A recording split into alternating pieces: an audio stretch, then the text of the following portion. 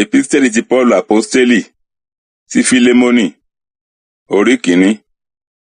Paulu, òǹdè Kristi Jésù, àti Tìmótì arákùnrin wa, sí Fílémónì olùfẹ́, àti alábàáṣiṣẹ́ wa ọ̀wọ́n, àti sí Áfíà arábìnrin wa, àti sí Ákípù ọmọ ogun ẹgbẹ́ wa, àti sí ìjọ inú ilé rẹ̀.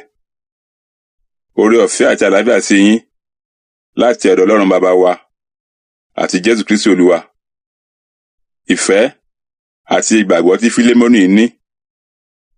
Èmi dúpẹ́ lọ́wọ́ Ọlọ́run mi nígbà gbogbo. Èmi ṣe ìrántí rẹ̀ nínú àdúrà mi. Bí mo ti ń gbọ́ ìfẹ́ rẹ àti ìgbàgbọ́ tí ìwọ ní sí Jésù Olúwa àti sí gbogbo àwọn èèyàn mímọ́, kí ìdàpọ̀ ìgbàgbọ́ rẹ lè lágbára ní ìmọ̀ ohun rere gbogbo tí ń bẹ nínú yín sí Kristi. Èmi sáà ní ayọ̀ púpọ̀ àti ìtùnú nítorí ìfẹ́ rẹ, nítorí tí a tu ọkàn àwọn èèyàn mímọ́ lára láti ọwọ́ rẹ wá, arákùnrin. Ẹ̀bẹ̀ fún Onísímù.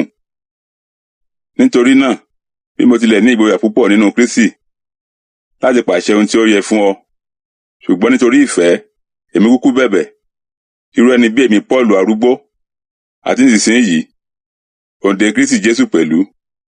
Èmi ń bẹ̀ ọ́ fún ọmọ mi, tí mo bí nínú ìdè mi, Onísímù, nígbà kan rí ẹni tí ó jẹ́ aláìlérè fún ọ, ṣùgbọ́n nísinsìnyí, ó lérè fún ọ àti fún mi.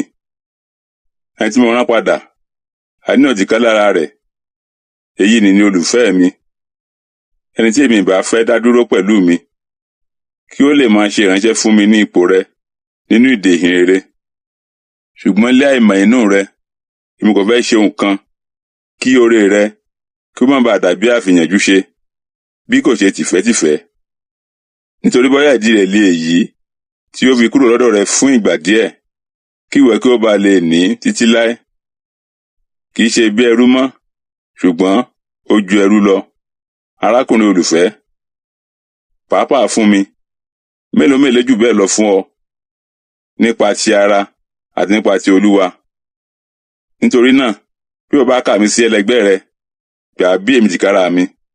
Ṣùgbọ́n bí ó bá ti ṣẹ̀ ọ́ rárá, tàbí ó jẹ ọ́ ní gbèsè kan, kà á sí mi lọ́rùn.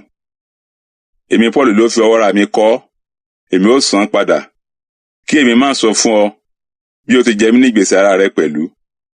Nítòótọ́, arákùnrin, jẹ́ kí èmi kí ó ní ayọ̀ rẹ nínú Olúwa, tu ọkàn mi lára nínú Kristi.